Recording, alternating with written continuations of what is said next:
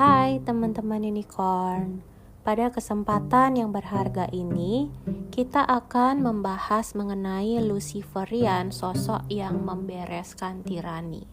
Teman-teman udah pada tahu belum bahwa Luciferian ini seringkali disalahpahami. Nama Lucifer berasal dari bahasa Latin, berarti pembawa cahaya atau bintang pagi, dan sering diasosiasikan dengan planet Venus. Dalam simbolismenya, dilihat sebagai simbol pencahayaan, kebebasan, dan pemberontakan terhadap otoritas yang dianggap tiran. Luciferianisme adalah sebuah sistem kepercayaan atau filosofi yang seringkali disalahartikan atau disamakan dengan satanisme. Padahal itu salah besar. So, jangan disalahpahami lagi ya.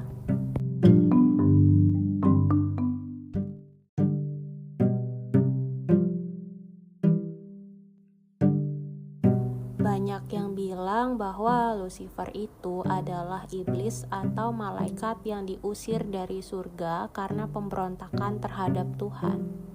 Ya, menurutku pandangan ini bebas-bebas saja sih, karena menerjemahkan makna dari sebuah tulisan yang mengandung energi memang dipengaruhi oleh tingkatan kesadaran masing-masing individu atau level consciousness-nya. Padahal mungkin saja itu merupakan metafora yang artinya pemberontakan terhadap penguasa dan sistem yang selama ini dianggap benar oleh mayoritas, dan pemberontak ini mengkritik serta menyampaikan pesan tapi malah mendapatkan lemparan yang tak terhormat. Sebelum lanjut, mohon digarisbawahi bahwa bukan berarti apa yang aku sampaikan adalah benar, dan bukan berarti apa yang aku sampaikan juga adalah salah. Jadi apapun yang aku sharing baik dalam situs blogger aku, Instagram, dan podcast ini, alangkah baiknya teman-teman semua harus mencerna dengan bijaksana. Kita lanjut lagi ya. Meskipun nama Lucifer secara langsung hanya muncul dalam beberapa terjemahan tertentu, konsep malaikat yang jatuh dan menjadi Satan berasal dari penafsiran kombinasi berbagai teks Alkitab. Nah, pemahaman tentang Lucifer dan kejatuhannya telah berkembang melalui tradisi dan teologi Kristen sepanjang sejarah. Jika kita telusuri dalam pandanganku, Lucifer ini artinya morning star dalam bahasa Inggris. Bintang pagi atau bintang fajar mencerminkan awalan yang membawa semangat baru, harapan, dan kekuatan. Jika kita mengulik lebih dalam lagi bahwa Lucifer ini bukanlah entitas low vibration, melainkan seorang raja yang memiliki kebijaksanaan, namun dijatuhkan oleh segelintir orang. Dan ia pada akhirnya menjadi broken star.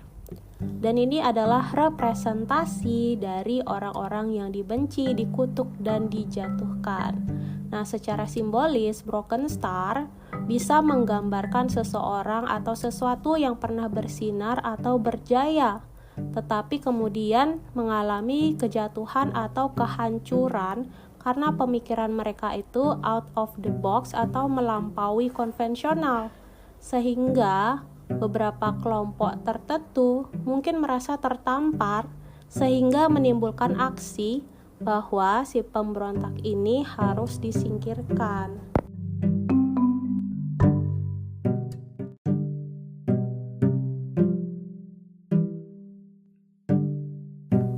Mungkin sinkronisitasnya dapat dikaitkan dengan Insinyur Soekarno yang memiliki julukan Putra Sang Fajar.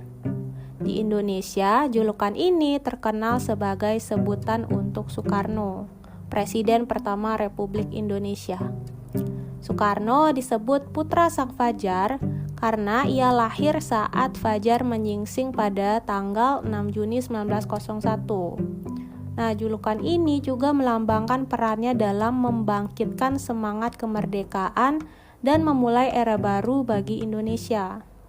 Julukan dalam makna kacamata spiritualitasku mengandung getaran yang powerful karena mengandung pesan apa yang dimaksudkan oleh alam semesta.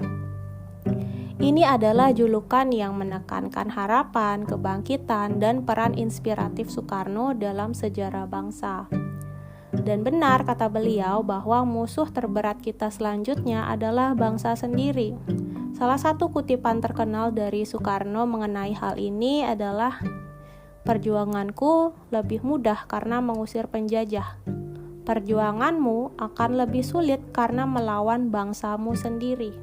Nah, pesan ini tetap relevan hingga saat ini karena membangun dan memelihara persatuan, integritas, dan kemajuan bangsa adalah tugas yang tidak pernah selesai.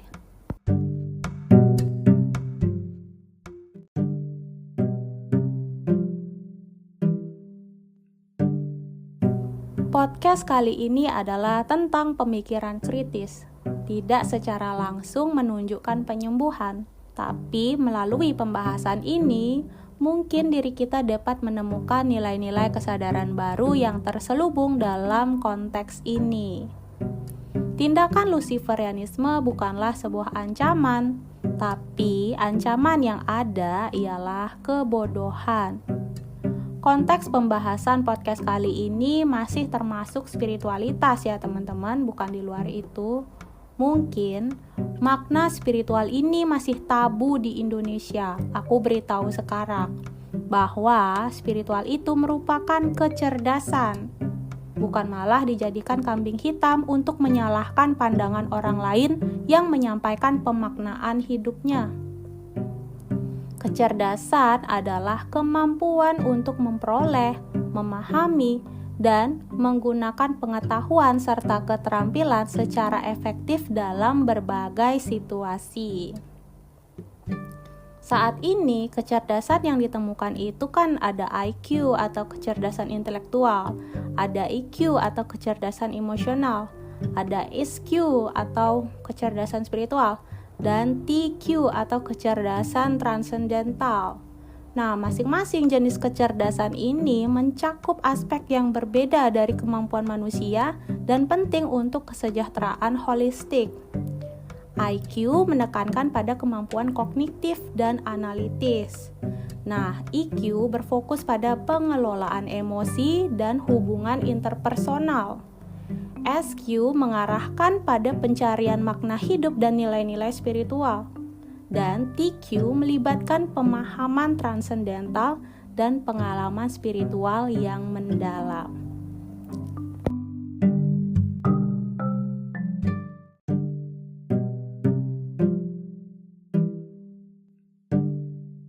Kenapa sih hanya sosok Luciferian yang bisa membereskan tirani? Karena dia membawa pengetahuan dan wawasan yang sebelumnya tersembunyi atau dilarang. Mereka mampu membuka mata masyarakat terhadap ketidakadilan dan penindasan yang mereka alami. Mereka membawa wawasan yang membantu orang-orang melihat kebenaran yang tersembunyi di balik propaganda dan kebohongan tirani. Mereka mendorong individu untuk berpikir secara independen dan mengambil kendali atas hidup mereka sendiri. Mereka menentang sistem yang berusaha mengendalikan dan menindas kebebasan individu. Nah, mereka berfungsi sebagai agen perubahan yang menginspirasi dan memimpin gerakan menuju kebebasan dan keadilan.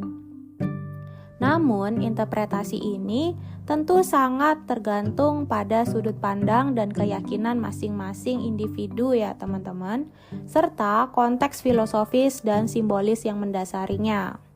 Nah, resiko terbesar ketika seseorang digariskan sebagai Lucifer adalah dibenci, dikutuk, dan dijatuhkan.